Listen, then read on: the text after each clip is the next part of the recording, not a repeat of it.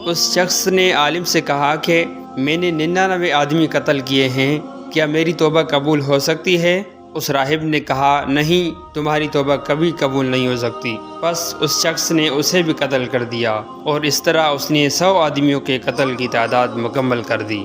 دوستو، حضرت ابو سعید خدری رضی اللہ تعالیٰ عنہ سے روایت ہے کہ نبی کریم صلی اللہ علیہ وسلم نے فرمایا، تم سے پہلے کے لوگوں میں ایک آدمی تھا جس نے 99 قتل کیے تھے۔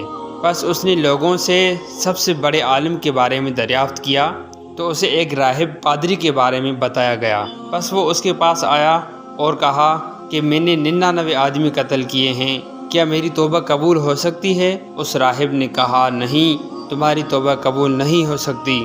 بس اس نے اسے بھی قتل کر دیا اور اس طرح اس نے 100 آدمیوں کے قتل کی تعداد مکمل کر دی۔ کچھ عرصہ بعد پھر اس شخص کے دل میں خدا کا خوف آنے لگا اور اس نے پھر کسی بڑے عالم کے بارے میں دریافت کیا تو اسے ایک عالم کے بارے میں بتایا گیا۔ وہ اس کے پاس گیا اور اسے بتایا کہ اس نے 100 آدمی قتل کیے ہیں، کیا اس کی توبہ قبول ہو سکتی ہے؟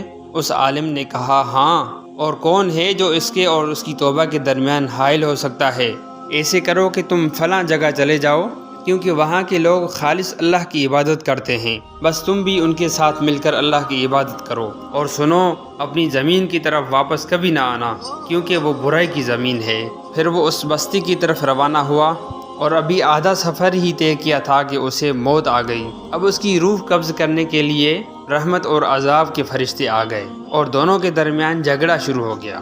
رحمت کے فرشتوں نے کہا وہ تائب ہو کر آیا تھا اور اللہ کی طرف دل کی توجہ سے آیا تھا، ہم اس کی روح قبض کریں گے۔ عذاب کے فرشتوں نے کہا اس نے کبھی نیکی بھلائی کا کام کیا ہی نہیں، لہٰذا یہ جہنمی ہے، ہم اس کی روح قبض کریں گے۔ پھر ایک فرشتہ آدمی کی شکل میں ان کے پاس آیا تو انہوں نے اسے اپنے درمیان فیصلہ کرنے والا بنایا۔ اس نے کہا دونوں زمینوں کے درمیانی فاصلے کو پیمائش کرو، وہ ان دونوں میں سے جس کے قریب ہوگا وہی اس کا حکم ہوگا۔ پھر جب فرشتوں نے زمین کو ناپا تو اس کو اس زمین کے قریب پایا جس کی طرف جانے کا اس نے ارادہ کیا تھا، لہٰذا رحمت کے فرشتوں نے اس کی روح قبض کر لی۔